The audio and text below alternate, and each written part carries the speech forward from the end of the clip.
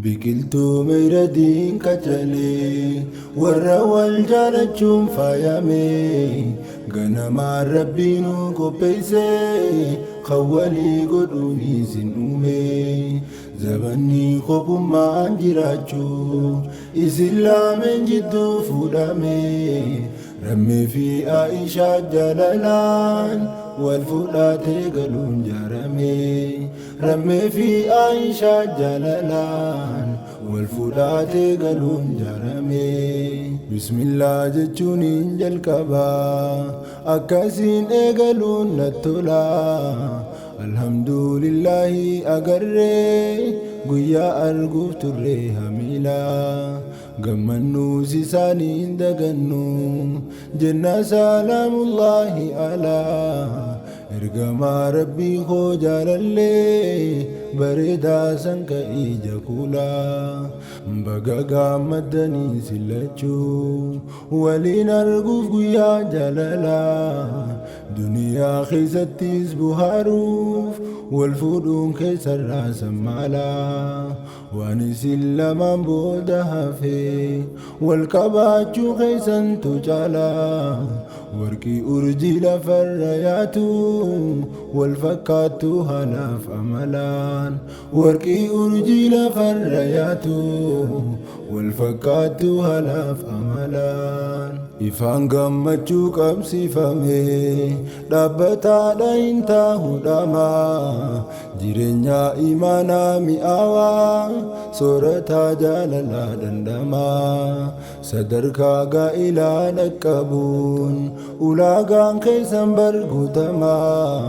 Walitti hidhamuun keessanii fuulduraaf yoomuu jijjiirama. Marfeen jaalalaa mirkaansitu hoggayyuu rammeedhaaf kennama. Dr. Aishaarraa fudhatee hin qabu laala dabbarama. Mallaa dhungorraa dagatamte tan namaaf hin godhin hayyama. Aishaan guutuusaa fudhattee dhungatti galgala ganama. Aishaan guutuusaa fudhattee dhungatti galgala ganama.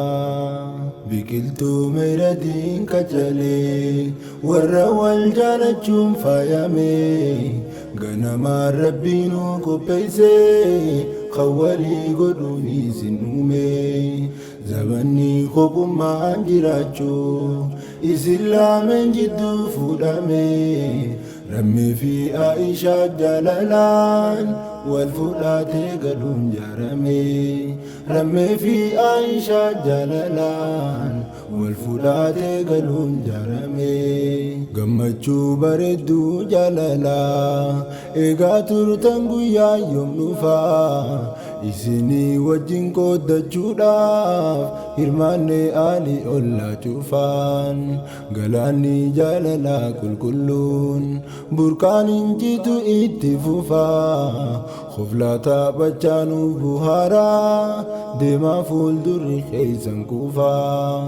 Qoflaa taphachaanuuf buhaaraa deemaa fuuldurri keessan kufaa.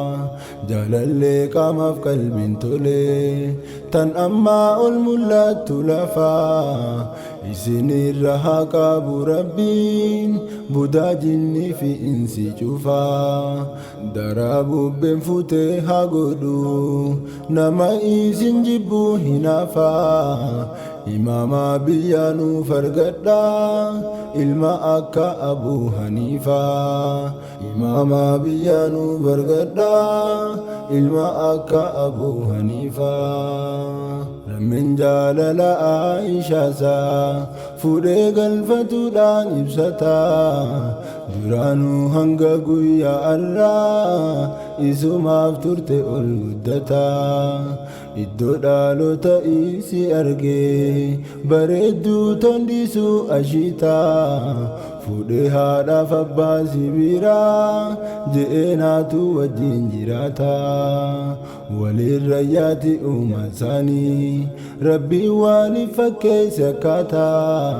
Haalaa fi amalli jaalalaa kan isaanii lachuu wal fakkaataa.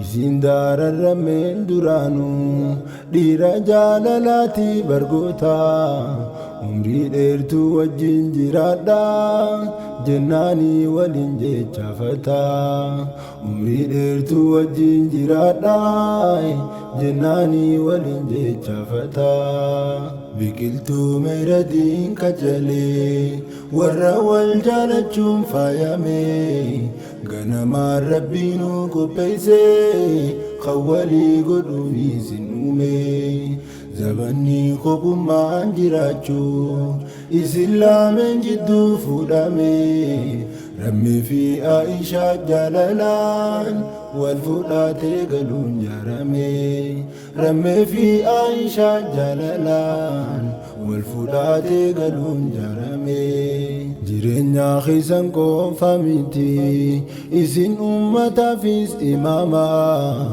irrinni yoomuu hin dhabamu abdeetiif godha haara yooma manni keessa yoomuu haa ta'u mana quufaa fi misooma haalli isin wajjin warsimu daranuu haa ta'u guutama aniif kee haa dhufu hangasu ummuu haaniif kee gammachiisi yaa rabbi ilmaan abbaa caalu jidduu isaaniitti argamsiisi sadarkaa qabeenyaa fi fayyaa guutuudhaa wajjin jiraachisi atuuni beeytaa waasiniimu umrii isaanii na gammachiisi atuuni beeytaa waasiniimu umrii isaanii wajjin dheereysi atuuni beeytaa waasiniimu umrii isaanii wajjin dheereysi